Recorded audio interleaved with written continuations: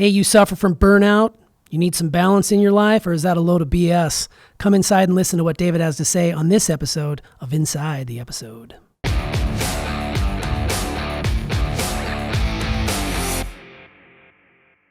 So we're going to start this episode off by consulting the good book, which is Merriam-Webster. And I wanted to slap out some definitions here so it'd give us a foundation for which we're going to jump from. Okay. So first and foremost, burnout is defined as exhaustion of physical or emotional strength or motivation, usually as a result of prolonged stress or frustration. Makes total sense. Sounds about right for all you burnouts out there who are experiencing that. Balance is defined as mental and emotional steadiness, which I thought that was a really nice way to define balance. And then BS is used as a euphemism for bullshit. So there you go. And I got to work the word euphemism into this episode, so I'm very happy.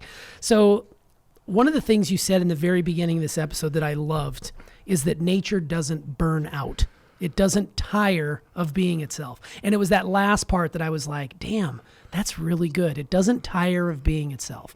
You made reference to a penguin or a squirrel or whatever it might be. They don't get tired of being what it was intended to be. And it was just a really interesting way to look at another glaring difference that we humans have with Mother Nature. We get tired of being ourselves, which obviously leads to burnout, right? Yeah. Here's the thing. There's a lot to this as to what we hold on to as a truth around this that I think creates the problem to begin with. But the biggest problem is that we don't understand that because we have the ability to choose, it's almost like we don't know that there's this inner guidance that would take us into the thing that we wouldn't get burnt out from. If anything happens with nature is that it dies, right? But human beings do too. Human beings are the only form of nature that spends so much of their life unhappy or depressed or suicidal or with all kinds of addictions or dysfunctions, so many problems. And one of the key, if you look at it, why does this stuff exist? Because we're not doing what we were put here to do. If we were doing those things, we would be happy. We would be fulfilled. We would be progressive. We wouldn't be worried about what our brother is doing. All of the things that cause us worry are based in lies. Nature doesn't worry. It does what it needs to for today. When it does need to do things for tomorrow, it instinctively knows to do it. It doesn't complain about it. It just does it. It does itself. The penguin does itself. It doesn't complain that it's cold at the South Pole. It just sits there. With an egg on its feet for months at a time, right. just protecting its brood. It's true. Yeah, it does itself. Human beings don't. And we don't because other people have put ideas in our head that are basically not true. Somebody, I don't remember who originally said this, but somebody said the biggest problem with society is that we've got too many options, right? And is that a problem? It's a problem when we think all the options are ours. They're not. Just because it's an option doesn't make it ours. It doesn't make it our option, right? I really believe that everybody has an individual purpose. And our job is to find out what that is and do it. And when we do it, we find out that we're happy, we're fulfilled, life goes relatively well. And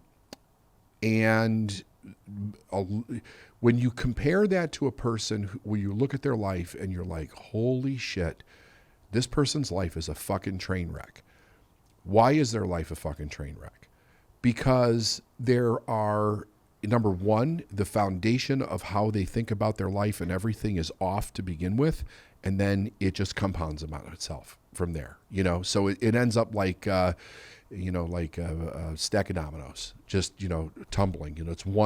It's one untruth after another, and a reaction and a reaction and a reaction and a reaction, and this is where you end up getting to the burnout. And then we look at it.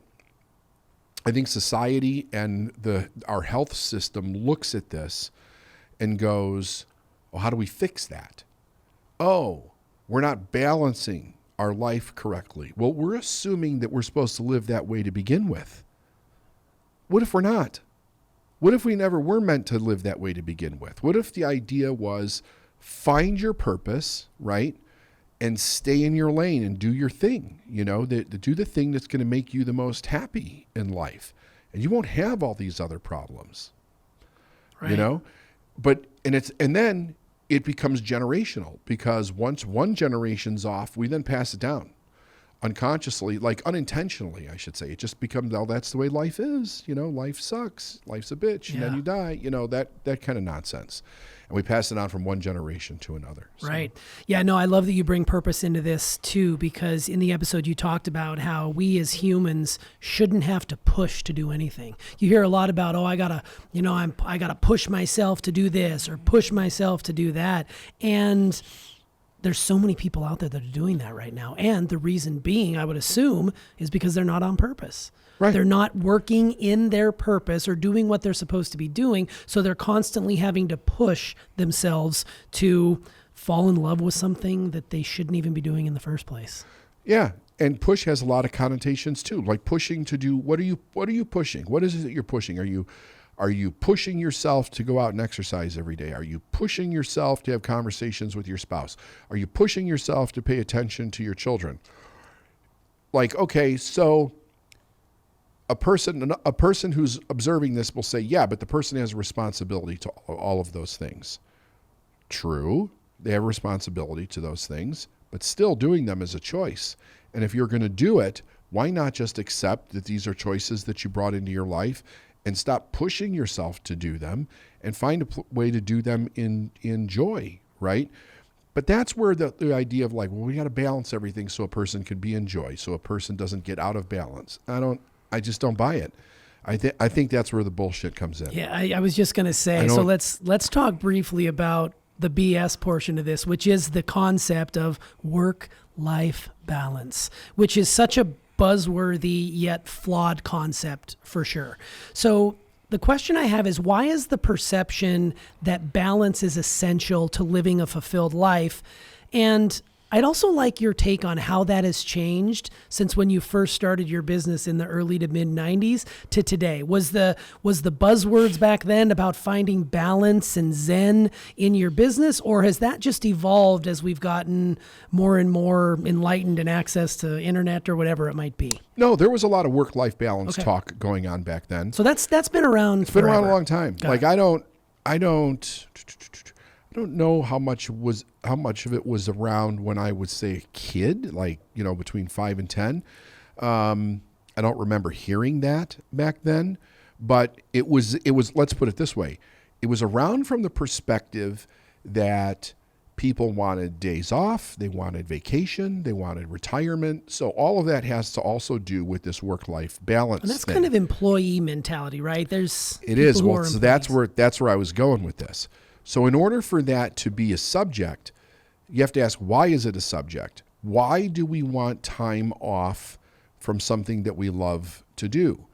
Now, there's natural downtime, right? So I think that everybody wants some natural downtime. But I've also known people who just don't like to take time off. Like, nothing is as fun to them as the work that they do. So you'll hear them say, what am I going to do? Go sit on a beach? Or am I going to go to another restaurant? Or am I going to go to another theme park? Or am I going to go see another sunset over the pyramids? Like, what, I would rather I love to work. Well, I was going to say, you're an example of this. Like when you take downtime, it's different than most people in the traditional workforce's idea of downtime. You might go sit on a beach somewhere, but you're studying a book or you're reading, something about how you want to perform at your next seminar, or you're watching a show and you're learning. Like, you take downtime. I don't know if we'd call that balance, because the two things they're symbiotic. Your work and your life are one and the same. And I think that's where I get a little bristled about work-life balance. I mean, for those of you who believe in that, great, good for you. For me, it's all about those two things, work and life are interconnected. And when you start to think about, oh, I really need a break from this, or I need a vacation from that, and man, it would be nice to go curl up in a ball somewhere on a mountain and forget about my troubles, I think then and there you might want to be questioning about where you're at in this life, because there's no amount of balance that's going to come into your life that's going to get you to fall back in love with the thing that you have. Yeah, because it's like, what do you need to get away from? I'm hearing, because I'm in my early 50s, I hear a lot of people that I know that are in my age range, excuse me, talking about retirement. And I even know some people in their 50s that have retired. And I also look at what they do, and it looks very, very boring to me. I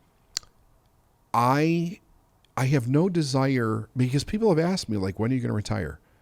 From what?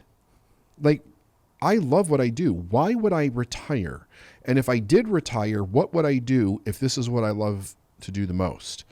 Am I going to go sit in go build a cabin in the mountains or something and just sit there all day and do what?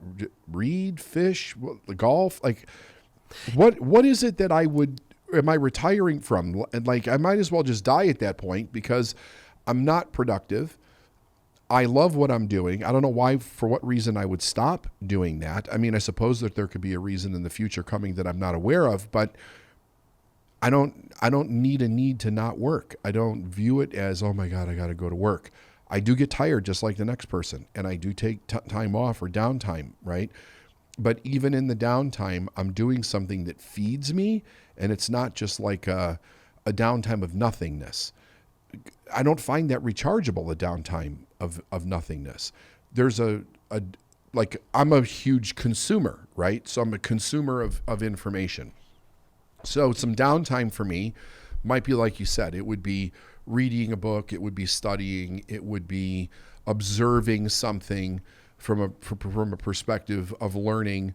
But it's not a downtime where I need to sit and look at a sunset, or I need to sit and drink margaritas for a week, and then that type of thing. Even, because we've traveled a lot together over the years, we find educational things to go do, things where we're learning, and those things are fun for us. So, every once in a while we'll do something like we'll chill out on your boat or something, but that's maybe a couple of hours. And even then the conversations are usually pretty stimulating conversations that we're having. So it's not right. Just like do nothing.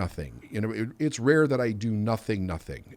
I'm always doing something, but I enjoy that. It's not stressing me out. I don't feel like I need to escape from any part of my life. Yeah, you're not taking a week off to do clean out the garage. Like, there's people who I have an assistant that does that. Do. Yes. You pay people for that shit. Yes. So no, it really is. It's just interesting when you stop to think about that. And also, the compartmentalizing of the professional lives and the personal lives. To me, like I said, they're all interconnected and intertwined, and we can be out on the boat, and don't get me wrong, we enjoy ourselves a great deal. Sure. But balance is organic to me. It's an organic symbiosis between the work life and the personal life.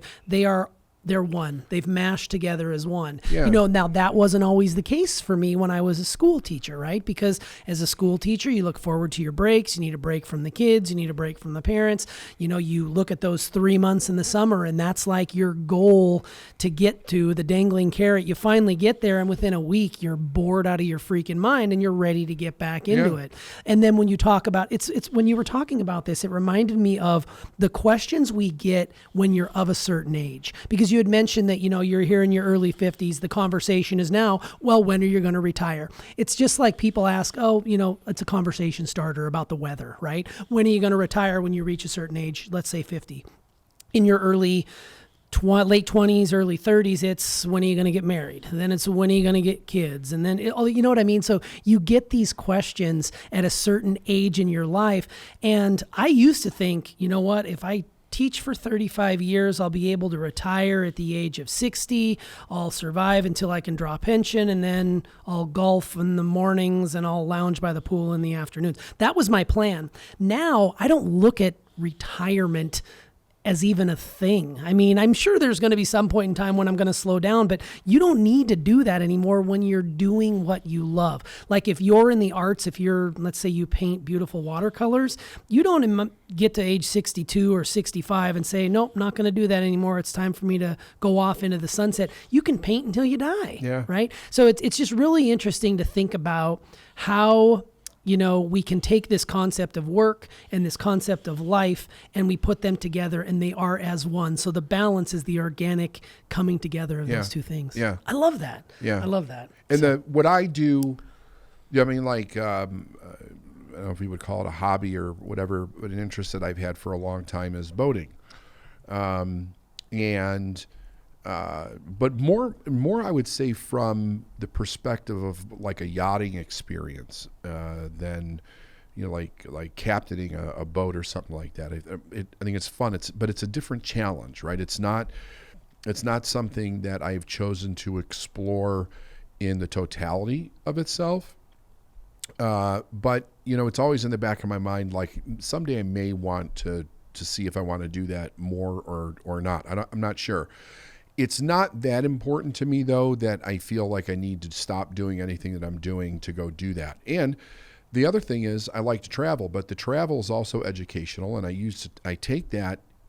Everything that I take that's educational for me and what we would consider downtime is then turned into experiential content or creativity that fuels everything else that I do in the business. It's inspirational. Yeah, it is. I mean, it is. When you go and you have a next level experience at a private island, you deeply enjoy yourself, but you're also watching how they're going about their business. How are they raising the experience for those around them? When you go stay at a Ritz-Carlton or whether you book a yacht in the Caribbean, you're doing those things because you're enjoying yourself and it's exciting, but you're also challenging that part of your brain that's not allowing you to be stagnant. Right. I mean, you take that information and you put it into content that you provide to the people who come to your events. I love that. And I think that's the beauty of doing what we do here is, we're all about company culture here, at Team Nagel. We've got a lot of really good people that we work with. We are a family. We do things both in the office and outside of the office. And many people on the outside would look at that as being, we strike a nice balance. To us, we don't talk about work-life balance here. We just talk about what we can do to better our best and what we can do to come together and work cohesively, because that's where the genius is. Yeah. And that's where the brilliant things happen. We might set up a Team Nagel bowling tournament, or we might go shoot guns down at the the shooting range. We may just get together and sit at somebody's house and watch the Super Bowl or whatever it might be.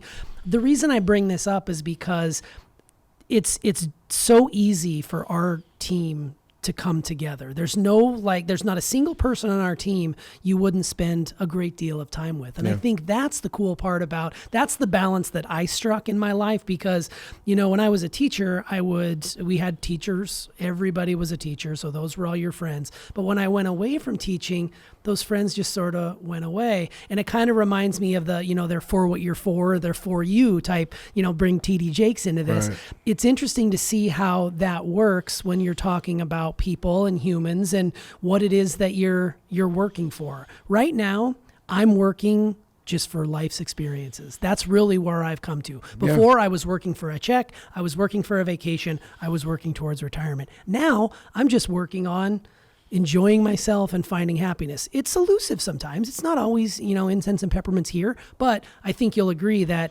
the concept of work-life balance, when you bring them together and realize that they're not separate of one another, you're in a pretty good place. It's just life. It's just life. I wrote that down. I wrote down there's no balance. They are both part of the same whole. We call that life. Yeah.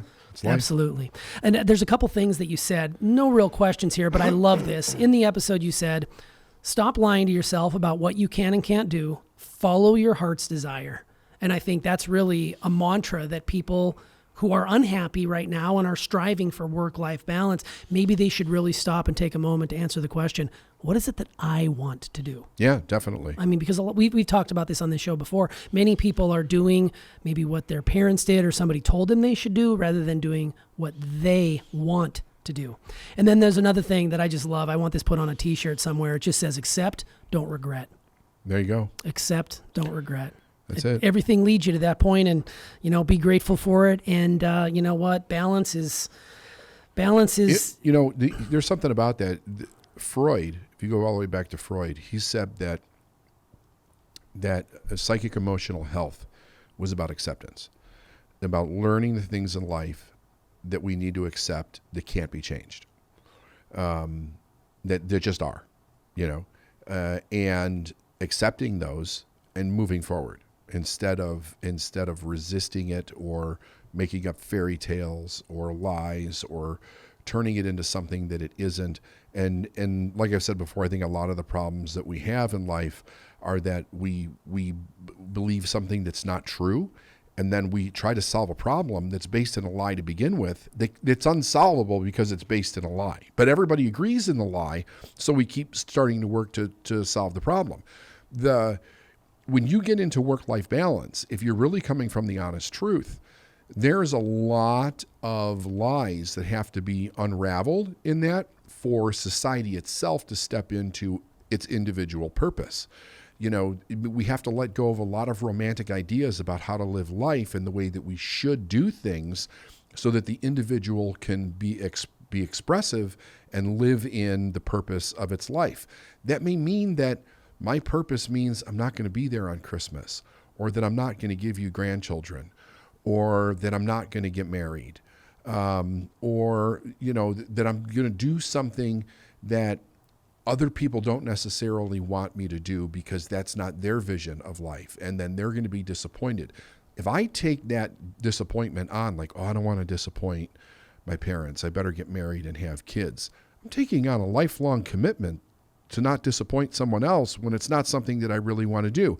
If I don't have the courage to say, I don't think this relationship is the best relationship for me, I don't want to hurt that person, or I've already committed to marrying the person, and I don't want to back out now because we've paid all this money for this wedding and all these people are coming and people have made travel plans, whatever. Like, I've known people that have told me they knew it was the wrong decision walking down the aisle, but they didn't know how to stop it. It was like a train that was like a runaway train at that point.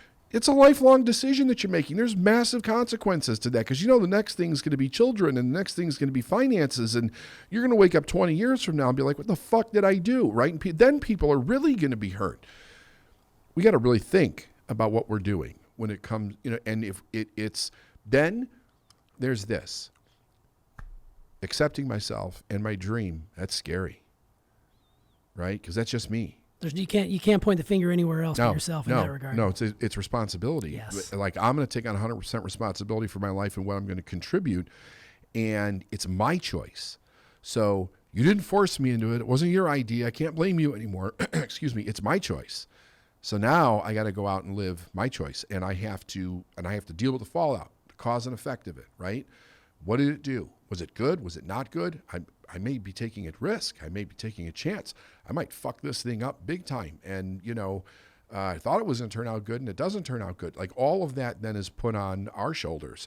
And then you got the people that disagree with that and be like, well, you shouldn't carry that weight in your life. Like, why don't you just stay working for GM for the rest of your life and get a check and retire at 56 or whatever the hell the age is that people retire at? I have no idea. I wonder how many people out there, not just listening to this show, but out there, period, are staying in a job or something that they loathe just because of the safety that comes with the fact that it's not on me, it's on somebody else. Man, I guess I never really thought about that. Like, people sticking around and doing something because then you can't, when you say, I'm going to become an entrepreneur, I'm going to start my company and this is what I want to do, it becomes on you to do it. Well, listen to two things that were told to me. When you know the story about when I was driving the forklift, right? Yes. My uncle told me to stay with that job because they gave me all the overtime I could work. So everybody's legally only allowed to work so many hours overtime, right? They would let me work the fulfillment of that time.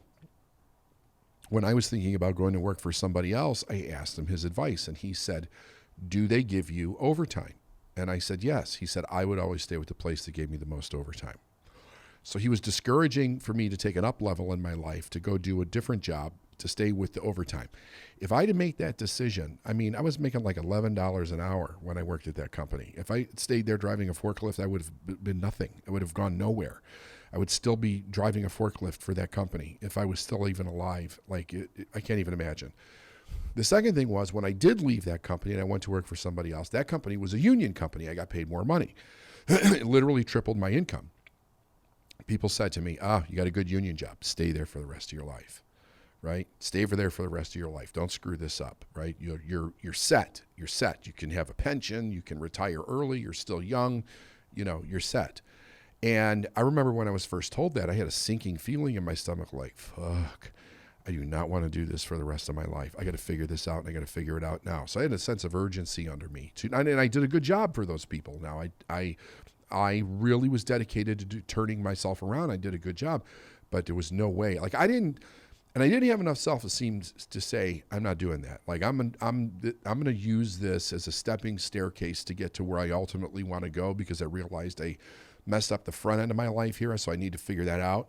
I didn't have enough self-esteem to push back and say at that point that, but that's what was going on in my mind at that time. So, yeah, I was told to just stay there. Just ride. And there's so many people. Ride it out, man. So many people are doing that. Right off into the retirement sunset at 65 with a pension check and Social Security, and it's true. Downgrade your life at that point because you don't need a big house anymore. And, you don't need 2 cars. You get yourself a little Peugeot or something that you can ride around. I don't know what it is. Well, I'm grateful that you did make that decision, although I just had a thought. There's not a lot of forklift podcasts out there, so you probably would have crushed it in that space. Maybe we should do an episode from a forklift. No. You can lift me up on the forklift, and we'll just do all sorts of donuts in the parking lot. Yeah. That would be amazing. I can drive a badass forklift. Yeah, I'm sure you can. No, that's great. Okay, well, we're up to time. So any last words you want to say about the concept of work-life balance? And this is radical honesty. Radical honesty. The only way to get there is radical honesty. And radical honesty will force you to look at the truth. Then it becomes easier, right? Because at first it's scary to look at the truth because you have to accept responsibility for the outcome. But as you do it, it starts to become easier. And the easier that it becomes, the more you can accept and the more you can step into whatever your purpose is. So everything's about, there's when it says, again, I go back to biblical things because there's so many real truths there, though. It says, what is it? Thou shalt not tell a lie or something like that. Sure, want to convince you. It's about not telling a lie to yourself. Yeah. Right. Be truthful to who you are. True to you. And that's it. When you're there, like, you'll walk around with a smile on your face all your days. I have problems in my life. I have some big problems in my life, but not from a negative perspective. Those problems that I have are challenges that I've created that I want to overcome so I can go further, so I can reach more people, so I can attempt to do more good. Like, it's not up to me to say that I did good. It's up to the people to determine whether I did something good out there. I believe I'm doing something good out there. But, how much that is or how big it is, it's yet to be seen because I'm still here. So, it'll be the legacy that I leave. It's working out all right. So far. So far, so good. All right. So here's what I got. Radical honesty, accept, and don't regret. I think that puts a bow on this episode. Thanks for coming inside. You got it.